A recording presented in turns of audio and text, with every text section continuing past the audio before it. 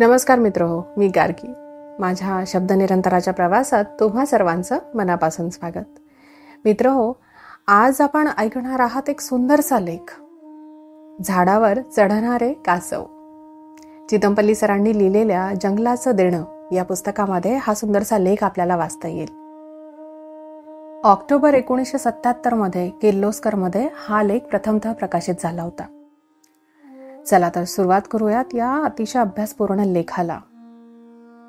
भर दुपारी उन्हाच्या वेळी पवनीचे माधवराव पाटील व मी एका झरीजवळ झुडपाआड बसून तिथल्या पाण्यावर उतरणाऱ्या हरोळीचं छायाचित्र घ्यावं म्हणून प्रतीक्षा करीत होतो. यावर्षी खूप उन्हाळा जाणवत होता. पतझडीने सारी जंगलं शुष्क वाटत होती. अग्निदिव्यातून निघालेल्या टेंभुर्णीला कोवळी, लाल, लुसलुशीत, नितळ अशी पानं फुटत होती. करू, ऐन व धावड्याला खूप सारा डिंक येऊन बुंध्यावरून तो ओघळत होता. टेंभुर्णीच्या झाडाखाली पिकलेल्या फळांचा सडा पडला होता. मोहाच्या फुलांचा वास साऱ्या आसमंतात दरवळत होता. 4-5 हरोळ्या उडत उडत झरीजवळच्या चारोळीजवळ बसल्या. त्यांच्या नादमधुर मुग्ध आवाजाने सारा परिसर मुखारित झाला होता. टेप रेकॉर्डर चालू करून तो आवाज ध्वनिमुद्रित करीत असता समोरच्या नाल्यातील झुडपाच्या बुडामध्ये काहीतरी हललं. मी त्या बुडाकडे निरखून पाहिलं.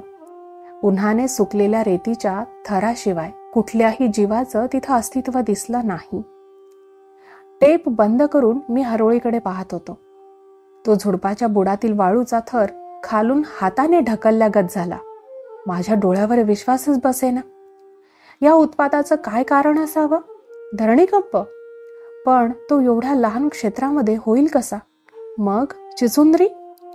परंतु पाण्याचं दुर्भिक्ष असलेल्या अशा शुष्क जागेमध्ये ती राहणंही शक्य नव्हतं.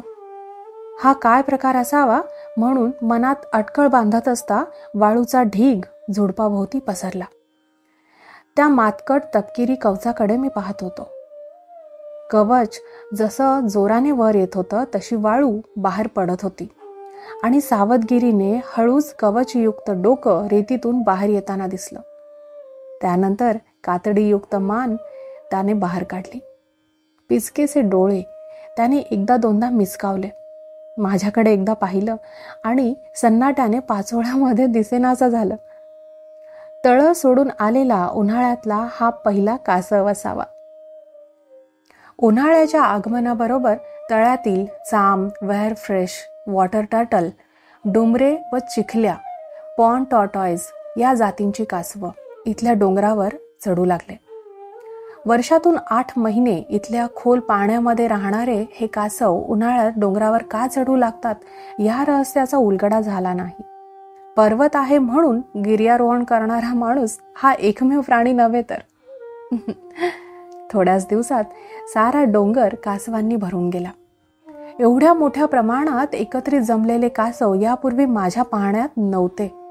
पराती एवढे मोठे काळसर तपकिरी रंगाचे चाम, ताटा एवढे वहर, थाळी एवढे डुंबर व चिखल्या जातीचे कासव रखडत खरडत दगडगोटे व ऐनाडी अर्थात ऐनाच्या झुडपांतून डोंगर चढताना आढळून आले.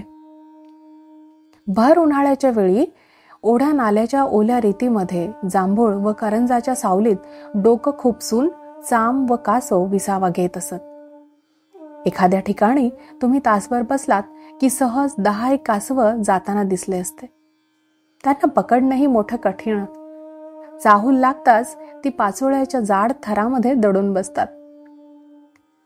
कवच ल्यालेले हे उन्हाळी पाहुणे एनाडीच्या डिंकावर आधाच्या प्रमाणात तुटून पडतात. कासव डोंगरातील जंगलात का येतात याचं हे एक कारण होतं. दिवसा डोंबरं व चिखल्या दिसायचे. चांदण्या रात्री चाम व वहराच्या पाठी डोंगर चढताना चमकत असत.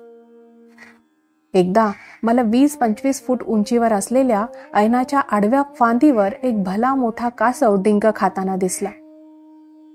त्याचं छायाचित्र काढण्यासाठी चोर पावलाने मी जवळ गेलो तसं त्या कासवाने अकस्मात स्वतःला खाली लोटून दिलं. कासव धपकन खाली पडल्याचा आवाज आला.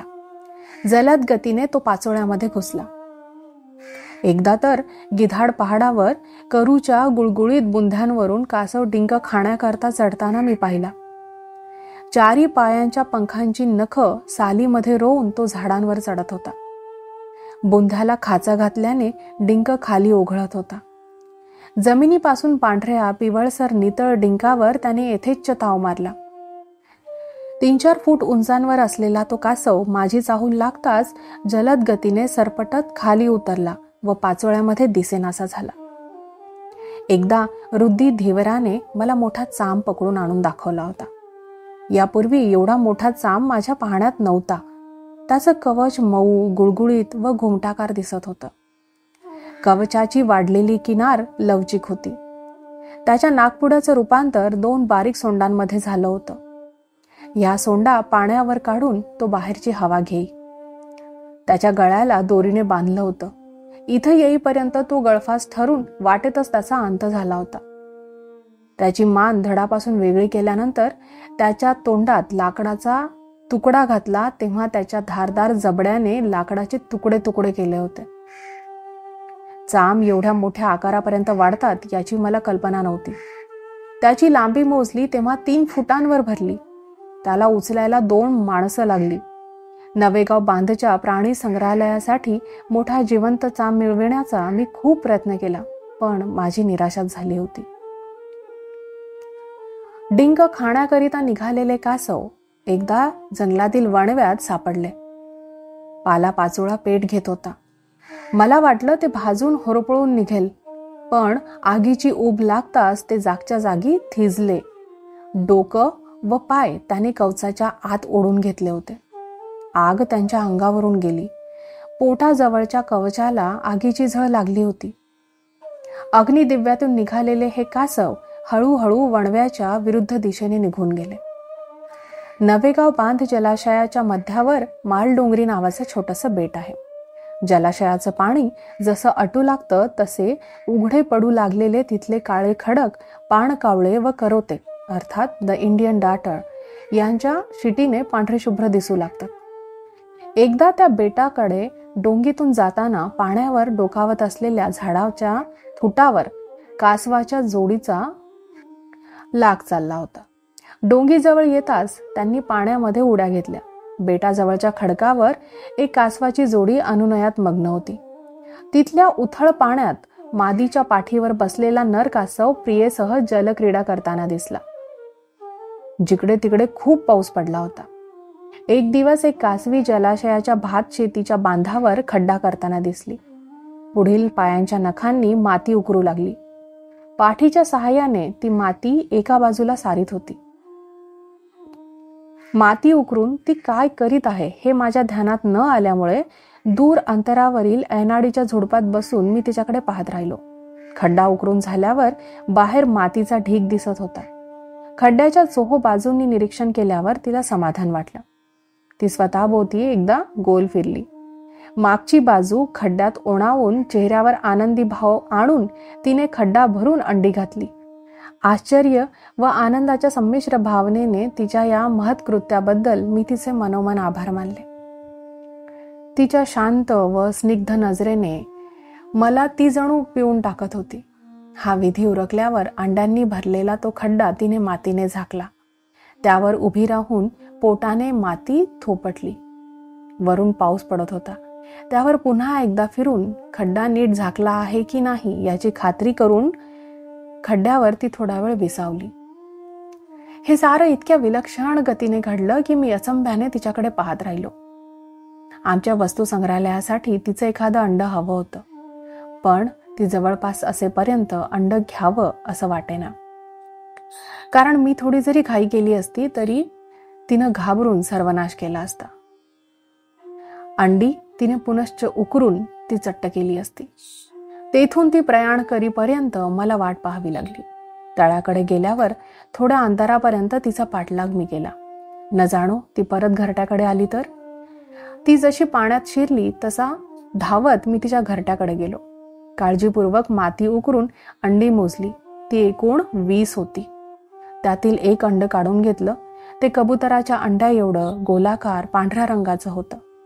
तिला संशय येऊ नये म्हणून परत तो खड्डा मातीने भरून थोपटला आणि पूर्वी दिसत होता तसाच हाताने सारवला.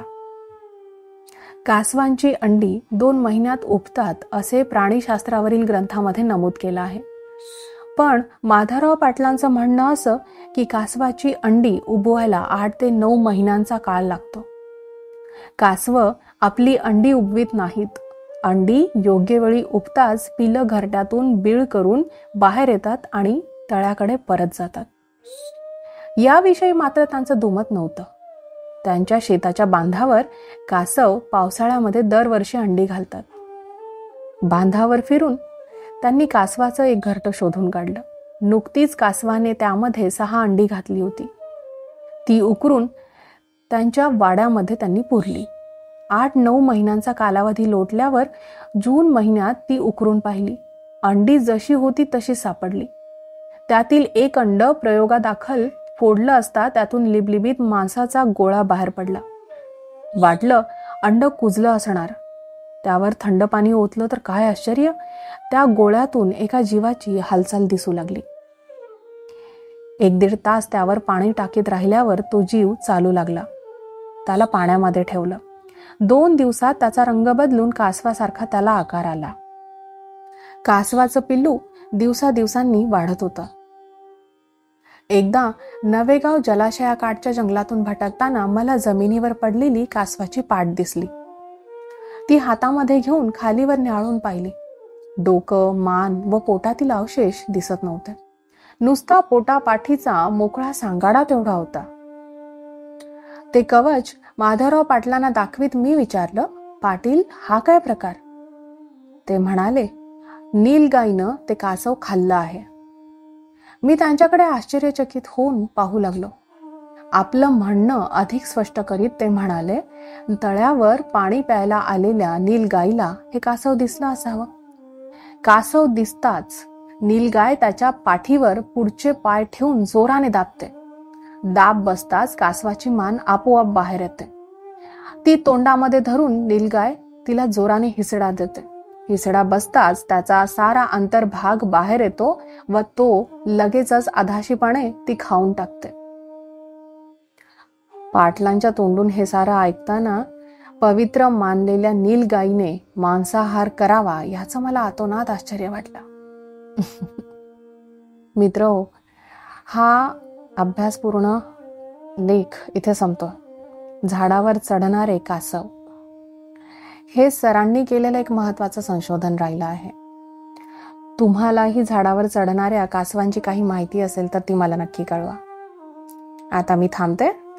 आपण लवकर भेटू एका सुंदरशा लेखासह किंवा एखाद्या सुंदरशा पुस्तकासह. तोपर्यंत आजच्या या अभ्यासपूर्ण लेखावर चिंतन करा आणि भरपूर वाचन करा. धन्यवाद.